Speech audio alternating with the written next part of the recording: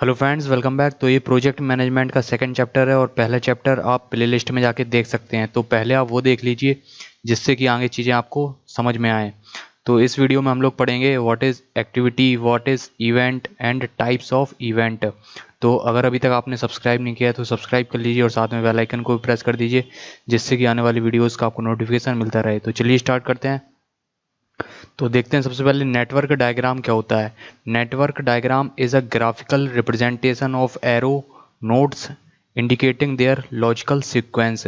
तो network diagram में arrow होते हैं और ये नोड्स होते हैं। जो ये सर्किल हो गया इसको हम लोग नोड बोलते हैं और ये कुछ इस तरीके से व्यवस्थित रहते हैं कि इनका एक लॉजिकल सीक्वेंस होता है, इनका कुछ ना कुछ मीनिंग निकलता है।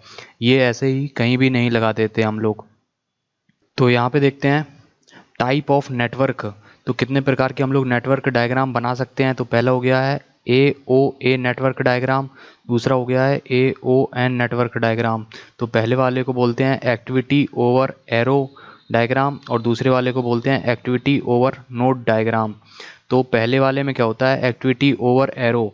इसमें एक्टिविटी को हम लोग एरो के ऊपर लिखते हैं। यहाँ पे कोई एक्टिविटी लिखेंगे, जैसे डिस्क्रिप्शन की जगह लिखेंगे यहाँ पे एक्सक्वेशन। तो यहाँ पे ये एक्टिविटी हो गई है और इसको हम लोग एरो के ऊपर लिखते हैं और नीचे लिखते हैं time.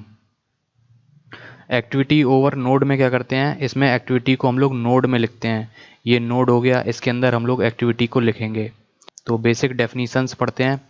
Activity activity is a task और job that consume time and other resources. तो एक्टिविटी कोई भी टास्क हो सकता है जो कि टाइम और अदर रिसोर्सेज कंज्यूम करता है। अदर रिसोर्सेज क्या होते हैं, जैसे man power, money, material, machinery. तो ये रिसोर्सेज कहलाते हैं। For example compaction, concreting, excavation, ETC। तो ये एक्टिविटीज़ कहलाती हैं। कॉम्पैक्शन कर रहे हैं हम लोग, कॉन्क्रीटिंग कर रहे हैं या एक्सकवेशन कर रहे हैं, तो ये एक्टिविटी कहलाती हैं। It has a definite starting and and point. तो कोई भी एक्टिविटी है उसका कोई एक स्टार्टिंग पॉइंट होगा और एक एंड पॉइंट होगा। किसी समय वो एक्टिविटी स्टार्ट होगी और किसी समय वो एक्टिविटी ख़त्म होगी। It is represented by an arrow. तो जो एक्टिविटी है उसको हम लोग एरो द्वारा रिप्रेजेंट करते हैं। Length, shape and orientation of arrow has no significant. तो जो एरो बनाते हैं इसकी लेंथ और इसका शेप कैसा है, सीधा बना रहे हो या ऐसा सांप जैसा बना रहे हो, ओरिएंटेशन किस डायरेक्शन में बना रहे हो, ऐसा टेढ़ा बना रहे हो, किसी भी एंगल पे बना रहे हो, तो इन सब का कोई भी सिग्निफिकेंट नहीं है। तो कैसा भी बना सकते हैं। आगे बात करते हैं टाइप्स ऑफ एक्टिविटीज़, कितने टाइप की एक्टिविटी होती हैं। तो पहली हो गई है पैरेलल एक्टिविटीज़ और concurrent activity. These activity can be performed simultaneously and are independent of each other. तो यहाँ पे तीन एक्टिविटी हैं, जैसे ABC। तो पैरेलल एक्टिविटीज़ क्या होती हैं, ये ऐसी एक्टिविटी होती हैं जो कि एक साथ आरंभ की जा सकती हैं, ये एक दूसरे पे डिपेंड नहीं होती हैं। मान लीजिए हम लोग कहीं पे खुदाई कर रहे हैं, एक्सकवेशन कर रहे हैं, और कहीं पे क्यूरिंग कर रहे हैं, तराई कर रहे हैं, तो ये एक दूसरे से इंडिपेंडेंट हैं और ये एक साथ शुरू की जा सकती हैं। दूसरा है serial activities. They can be performed one after another and are dependent on each other. तो ये ऐसी एक्टिविटीज़ होती हैं जो एक दूसरे पे डिपेंडेंट होती हैं। यानी अगर हम लोगों को B एक्टिविटी स्टार्ट करनी है तो उससे पहले A एक्टिविटी कंप्लीट होना चाहिए। अगर A एक्टिविटी पूरी नहीं होगी तो हम लोग B स्टार्ट नहीं कर सकते हैं, इसलिए ये एक दूसरे पे डिपेंडेंट होती हैं। नोट है, activity B follows A and activity C follows B। यानी जो एक्टिविटी B है वो A को फॉलो कर रही है, एक्टिविटी C है वो B को फॉलो कर रही है। यानी C तब स्टार्ट होगी जब B कंप्लीट हो जाएगी। फॉर एग्जांपल अगर हम लोग बात करते हैं, हम लोगों को पाइप बिछाना है, तो पाइप बिछाने से सबसे पहले हम लोग खुदाई करेंगे, एक्सकवेशन करेंगे। तो यहाँ पे हम लोगों ने सबसे पहले एक्सकवेशन किया, उसके बाद एक्टिविटी B है पाइप बिछाना, तो फिर पाइप बिछाएंगे। और एक्टिविटी C में क्या कर रहे हैं, हम लोग फिलिंग कर रहे हैं फिर से। तो ये एक्टिविटी एक दूसरे पे डिपेंडेंट है। सबसे पहले हम लोग पाइप नहीं बिछा सकते हैं, उससे पहले हम लोगों को एक्सकवेशन करना पड़ेगा और पाइप बिछाने के बाद ही हम लोग फिलिंग करेंगे। तो ये एक दूसरे पे डिपेंडेंट है, इसलिए इनको हम लोग बोलते हैं सीरियल एक्टिविटीज़। आगे बात करते हैं इवेंट क्या होता है। An event is a instant of time eight which something specific is achieved in the project that is starting of activity और कंप्लीशन ऑफ एक्टिविटी। तो इवेंट किसी भी प्रोजेक्ट में वो एक इंस्टेंट ऑफ टाइम होता है, वो एक क्षण होता है जब कोई चीज़ हम लोगों को अचीव होती है। मान लीजिए कोई भी एक्टिविटी स्टार्ट हो रही है या कोई भी एक्टिविटी ख़त्म हो रही है, तो वो टाइम कहलाएगा event time.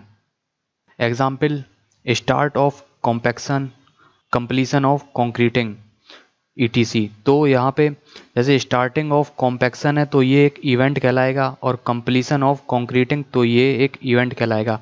Event do not consume time and other resources. तो इवेंट कोई भी टाइम कंज्यूम नहीं करते हैं और कोई भी रिसोर्सेज कंज्यूम नहीं करते हैं। एक्टिविटी टाइम कंज्यूम करती है और रिसोर्स कंज्यूम करती है, ठीक है।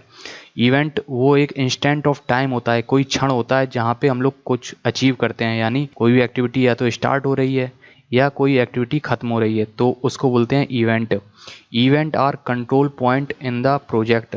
तो ये कंट्रोल पॉइंट कैसे होते हैं, कोई भी एक्टिविटी को हम लोग कब स्टार्ट कर रहे हैं, लेट से लेट स्टार्ट कर रहे हैं, जल्दी से जल्दी स्टार्ट कर रहे हैं, या वो एक्टिविटी जल्दी से जल्दी ख़त्म हो रही है, या वो एक्टिविटी देर से ख़त्म हो रही है।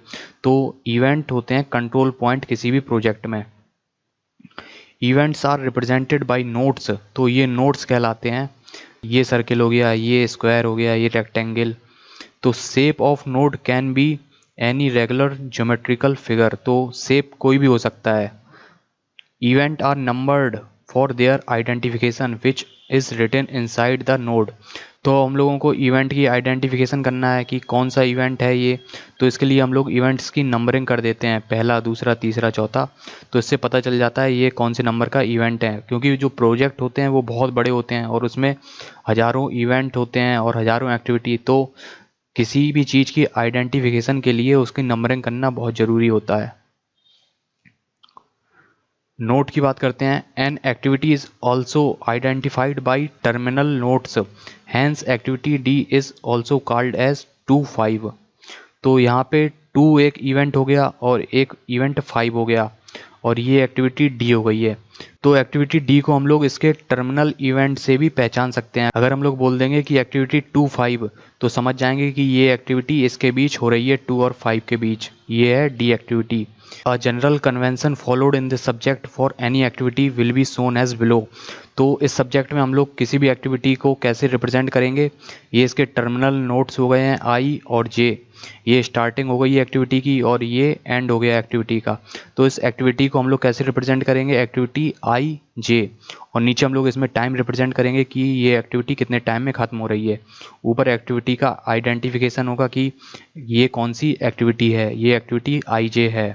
आगे बात करते हैं टाइप्स ऑफ इवेंट। तो इवेंट कितने प्रकार के होते हैं, पहला हो गया है टेल इवेंट। तो देखिए कोई भी एक्टिविटी स्टार्ट होती है तो उसके जो स्टार्टिंग का इवेंट होता है वो कहलाता है tail event. It signifies start of an activity. If a particular tail event represent start of the project then it is called as initial event. अगर ये जो इवेंट है ये प्रोजेक्ट की स्टार्टिंग पॉइंट को दिखा रहा है तो इसको हम लोग बोलेंगे इनिशियल इवेंट। यानी इस इवेंट से अगर हमारा प्रोजेक्ट स्टार्ट हो रहा है तो इसको हम लोग बोलेंगे इनिशियल इवेंट। बीच में कोई है तो इसको बोलेंगे हम लोग टेल इवेंट। अगला है हेड इवेंट। तो कोई भी एक्टिविटी खत्म हो रही है तो उस इवेंट को बोलेंगे हम लोग head event. It signifies completion of an activity. If a particular head event represent completion of a project then it is called as final और एंड इवेंट। अगर ये इवेंट प्रोजेक्ट के कंप्लीशन को दर्शा रहा है, यानी इस इवेंट पे प्रोजेक्ट कंप्लीट हो गया है, तो इस इवेंट को हम लोग बोलेंगे फाइनल और एंड इवेंट। नहीं तो अगर कहीं बीच में है तो इसको हम लोग बोलेंगे हेड इवेंट। अगला है डुअल रोल इवेंट। तो डुअल रोल इवेंट क्या होते हैं, इनिशियल और फाइनल इवेंट को छोड़ के जितने भी बीच में इवेंट होते हैं वो सारे कहलाते हैं dual role events. Dual role events is tail event for some activities and head events for some other activities। तो जो डुअल रोल इवेंट होगा वो किसी एक्टिविटी के लिए, मान लीजिए ये एक्टिविटी A हो गई है और ये एक्टिविटी B हो गई है, तो ये एक्टिविटी A के लिए कहलाएगा हेड इवेंट और एक्टिविटी B के लिए कहलाएगा टेल इवेंट।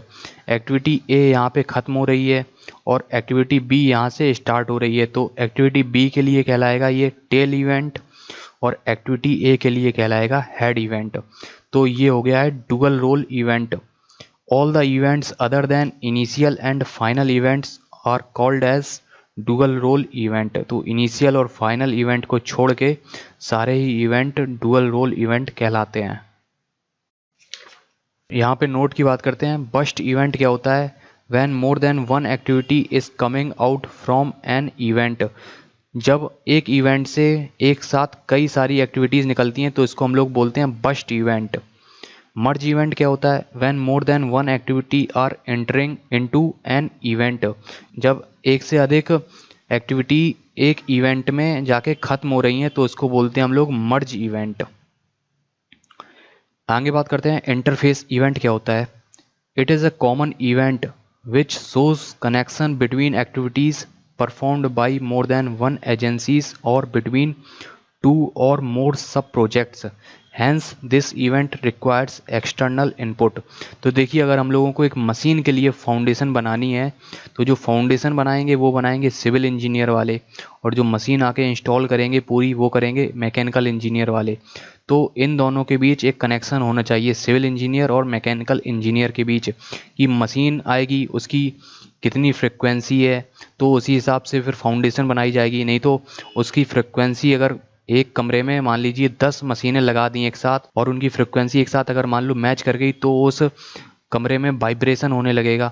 तो ये जो दोनों एक्टिविटीज़ परफॉर्म हो रही हैं कि फाउंडेशन बनाना और मशीन इंस्टॉल करना, तो ये एक दूसरे पे डिपेंडेंट हैं, यानी इन दोनों का एक दूसरे से कनेक्शन है और ये कहलाते हैं सब प्रोजेक्ट। यानी ये अपने आप में एक प्रोजेक्ट हो गया कि मशीन की फाउंडेशन बनाना, और दूसरा प्रोजेक्ट हो गया कि मशीन इंस्टॉल करना, तो ये एक सब प्रोजेक्ट्स कहलाते हैं। तो ऐसे इवेंट में एक्सटर्नल इनपुट की रिक्वायरमेंट होती है, तो इन इवेंट्स में एक्सटर्नल रिसोर्सेज हम लोगों को लगाने पड़ते हैं जिससे कि बेटर कंट्रोलिंग हो सके। तो दोस्तों, आगे वाली वीडियोस में हम लोग पढ़ेंगे डमी एक्टिविटी क्या होती है। इसमें बहुत सारे लोगों को कन्फ्यूज़न होता है, लोग सही से समझ नहीं पाते हैं यूज़ ऑफ डमीज़। और आगे हम लोग पढ़ेंगे rules of elimination of dummies, Fulkerson's rule, numbering के क्या होते हैं। बहुत ही ईजी है। तो अगर आपको वीडियो पसंद आई हो तो लाइक कीजिए, शेयर कीजिए। मिलते हैं अगली वीडियो में। Thank you.